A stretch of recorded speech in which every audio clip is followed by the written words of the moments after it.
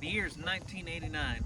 You got $12,000 burning a hole in your pocket. What do? You decide to go to the Chevy dealership to get yourself something fun and sporty. You wind up leaving that dealership with this, an 89 Camaro RS with T-tops. And I'm about to tell you why 34 years later I decided to get one myself, although a lot less than $12,000. Let's get into the video.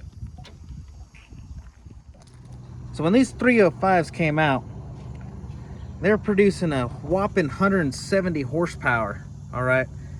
Now, when they'd make these engines, they'd put bald eagles inside the engine. And when you really get on this thing, you can hear all 170 of those things screaming at you. Now, of course, there's always the other option, the Chevy 350, which, I mean, if you like going fast and setting world records, you just get yourself a Chevy 350. This one, though, we went ahead and settled for the 305. Pretty much stock engine bay, just a little bit of things done to it. And of course, the pinnacle of cool in 89, T-tops. Just ignore the rust. Some auxiliary gauges, that's how you know you're fast.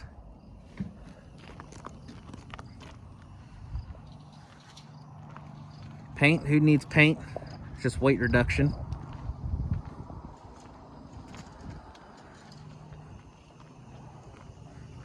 Can't forget the 3-spoked wheels. And aftermarket steering wheel. It is a 5-speed.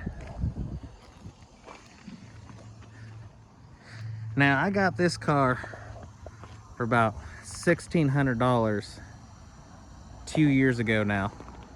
Just been doing little minor stuff to it, of course. Took the TBI off and put some Edelbrock power on it. Other things here and there. AC doesn't work, of course. But let's go to the interior and move on. So this is it. Well, as far as interior goes, that is. Typical GM plastic. 5-speed, has the T5 in it. Surprisingly, radio still works. So that was kind of interesting when we got it. And you got your gauges here. Typical 3rd gen though. Tachometer doesn't work. Oil pressure doesn't work. Fuel sending doesn't work, and our water temp doesn't work, but hey, volts and speedometer works, so you know there's that at least. Cruise control, of course, because why not?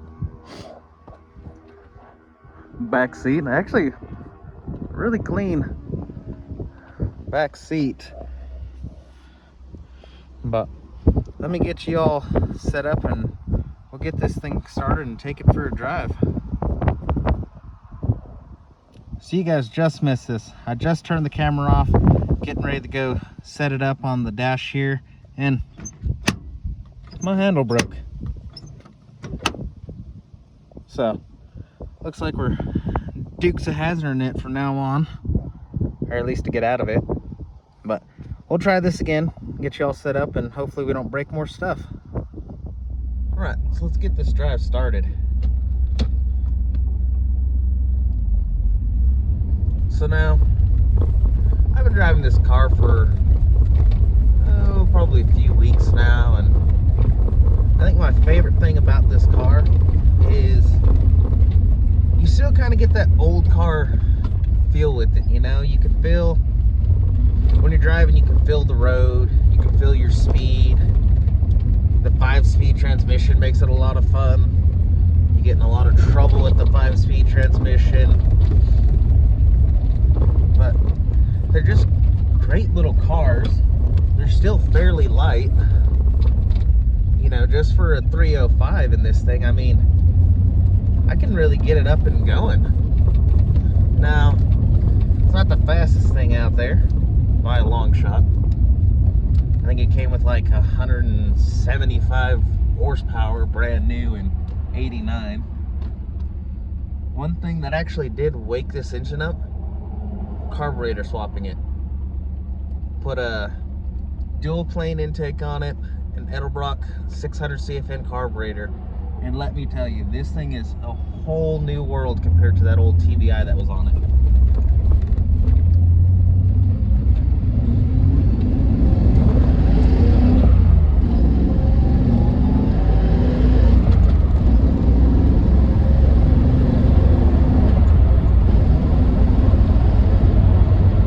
So yeah, not the fastest thing in the world, but it'll put a smile on your face, and you get it hard enough, it'll throw you back in the seat.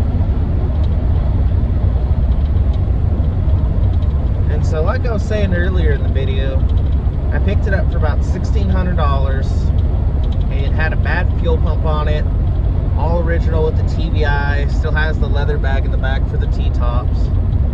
And I put the fuel pump in it, drove it around for a little bit, wasn't too impressed. Clutch goes out. Literally, I go to replace the clutch and it's just dust. I take the transmission off, it's just a big old pile of dust hits the ground. So, oh yeah, lots of rattles and creaks in this. So, I go and replace the clutch on it, and honestly, no problems. Thing shifts good. I mean, it's not like a performance shifter or nothing. I mean, it's kind of tight. Throws are kind of long on it. But let me tell you though, there's really no better feeling than when you got all the windows down, T-tops off, and you're just jamming through gears going through town. And even for as rough as this car is, I actually get quite a few compliments on it.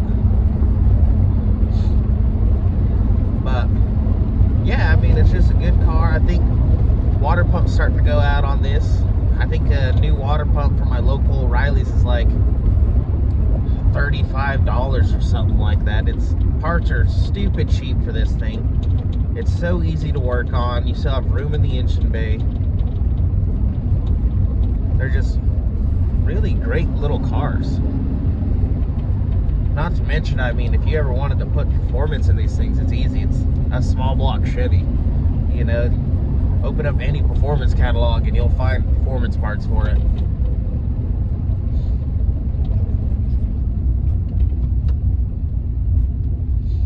And then parts interchangeability between the Corvette and the Camaros, the 4th gen Camaros. There's so many part interchangeabilities with this vehicle. You can literally do whatever you want to make it your own and make it a performance vehicle.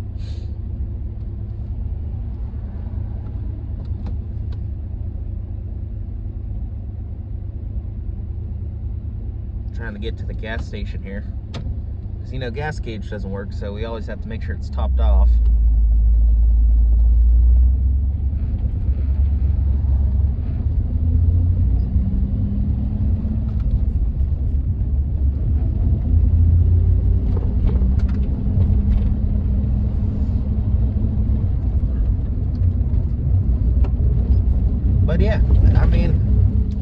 But yeah, if somebody came up and asked me if they had $1,600 and what they should buy, I'd probably tell them to get a Camaro. They're just fun. And at least it's not a Ford. So, that's it for the video today. We'll post more content and stay tuned. We're going to be doing 3rd gen Mondays now. So, we'll see you on the next video. So now that we're all done with that drive, I just figured we'd point out some of the things wrong with this car. Like these door panels here.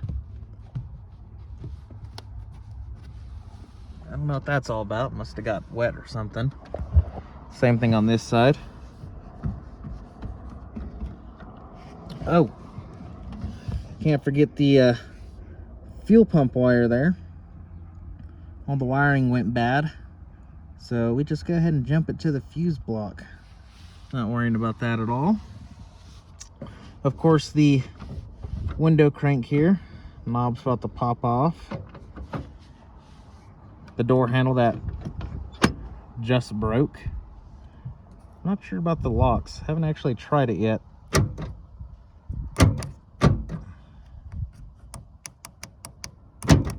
right, they don't work either. And then being dirty, no screws on our center console here, or this part. I do have the cigarette lighter though. That's actually in the back.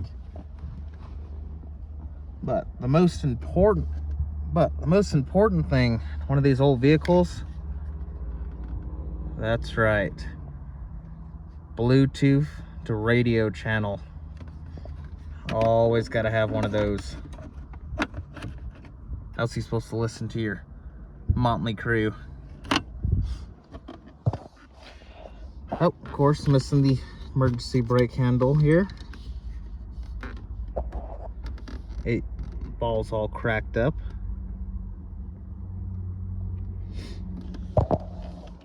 Other than that though, oh, yep, can't forget the other common third gen problem.